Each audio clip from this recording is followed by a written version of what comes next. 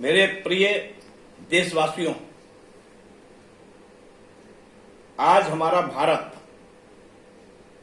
मजबूत भारत, दमदार भारत, आत्मनिर्भर भारत, भारत लोकतंत्र की जननी है। पूरे विश्व में भारत का लोकतंत्र सबसे मजबूत लोकतंत्र है, जिसकी अगुवाई एक ऐसा व्यक्ति कर रहा है जिस पे हमें नाज होना चाहिए, हमें गर्व होना चाहिए।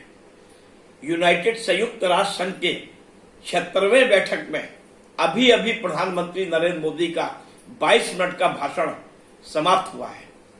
उस भाषण में समूचे विश्व को प्रधानमंत्री नरेंद्र मोदी ने कम शब्दों में जिस तरीके का संदेश दिया है, मैं अपने जीवन में मैंने तो ऐसा कोई भाषण नहीं सुना है, किसी का नहीं सुना है। आज का भाषण प्रधानमंत्री नरेंद्र मोदी का पूरे विश्व गुरु बनने का भाषण था। उन्होंने जिस तरीके से आतंकवाद पर अपनी बात कही बिना पड़ोसी देशों के नाम लिए, वो एक काबिले तारीफ है। यूनाइटेड नेशन के मंच पे उन्होंने यूनाइटेड नेशन को खरी खोटी सुनाई। उन्होंने कहा वक्त आ गया है कि अपनी विश्वसनीयता बनाने का, यूनाइटेड नेशन विश्वसनीयता खो रहा है। अफगानिस्तान के मुद्दे पे उन्होंने जिस तरीके से कहा कि वहां का जो फायदा, राजनीतिक जो स्थितियां हुई हैं, उसका फायदा पड़ोसी देश उड़ाना चाहते हैं, आतंकवाद पर वहां की धरती का इस्तेमाल ना हो। उन्होंने अल्पसंख्यक और महिलाओं और छोटे बच्चों की बात वहां उठाई मंच से अफगानिस्तान पे। और उन्होंने एक सबसे बड़ी बात कही, समुद्र हमारी साझी विरासत है। उन्होंने चाइना पे साउथ सी का जो चाइना का जो पूरा मामला भी क्वाड में जिस तरीके से ऑस्ट्रेलिया, जापान और अमेरिका और भारत ने एक समझौता किया है आतंकवाद को लेके, टेररिज्म को लेके, और जिस तरीके से चाइना विस्तारवादी योजना के तहत पूरे विश्व में अपनी धाक जमाना चाहता है, उसका एक करारा प्रहार है। इमरान खान पर तो करारा तमाचा है प्रधानमंत्री नरेंद्र मोदी का, जिसके घर में लोकतंत्र नहीं है, जिसके घर में खाने के लिए पैसे नहीं है, बार बार कश्मीर की राग अलापता है।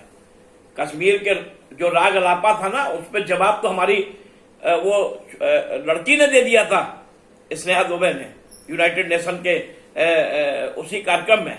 प्रधानमंत्री नरेंद्र मोदी का आज जिस तरीके से उन्होंने कोविड वैक्सीन के बारे में बताया, जिस तरीके से उन्होंने अपने देश की डेवलपमेंट के बारे में उन्होंने बात रखी, उन्होंने पूरे विस्तार से बात रखी किस तरीके से भारत विभिन्न भाषाओं का एक देश है। इतने बड़े लोकतंत्र में मैं 20 साल से देश की सेवा कर रहा हूं। उन्होंने एक चाय बेचने वाला चौथी बार यूनाइटेड नेशन में भाषण देने आया, ये बात उन्होंने कही।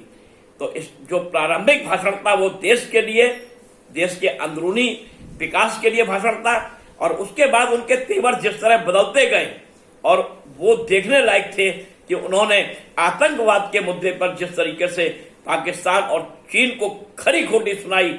और मैं आज एक बात कहना चाहता हूं अपने सभी उन विपक्षी दलों से कि प्रधानमंत्री देश का प्रधानमंत्री होता है, प्रधानमंत्री किसी पार्टी का नहीं होता है। मोदी जी हैं तो आज इस देश की, भारत की जो विश्व गुरु की पहचान बन रही है, शुरुआत हो गई है। निश्चित तौर पे हम विश्व गुरु बनेंगे प्रधानमंत्री नरेंद्र मोदी के नेतृत्व में।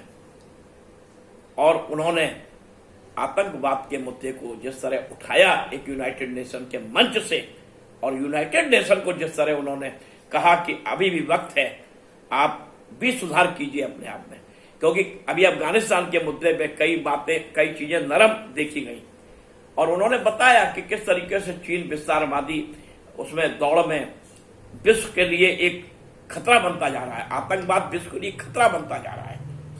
निश्चित तौर पे आज का भाषण मेरे हिसाब से प्रधानमंत्री नरेंद्र मोदी का भारत को सबसे ऊपर ले जाने का एक भाषण था।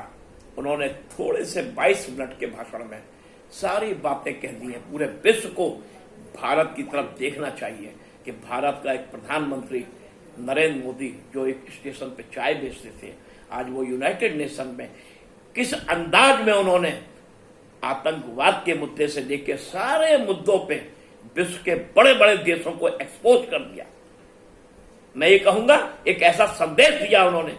गुरु रविन्द्रनाथ टैगोर की उन्होंने जो बात कही, उन्होंने दीनदयाल उपाध्याय जी की भी बात रखी, उन्होंने चाणक्य की भी बात रखी। इतने कम समय में मैं बधाई देता हूं प्रधानमंत्री नरेंद्र मोदी को कि मैं मेरे हिसाब से उनके जीवन का सबसे शानदार भाषण था। और इस शानदार भाषण के लिए मैं देश के प्रधानमंत्री नरेंद्र मोदी को बधाई देता हूं। और मैं पूरे देश के 130 करोड़ जनता से अपील करूंगा कि वो उनके भाषण को सुने। और मैं चाहूंगा कि विदेश मंत्रालय और भारत सरकार प्रधानमंत्री नरेंद्र मोदी के इस भाषण को जन जन तक पहुंचाने का काम करे। इन्हीं शब्दों के साथ भारत माता की जय।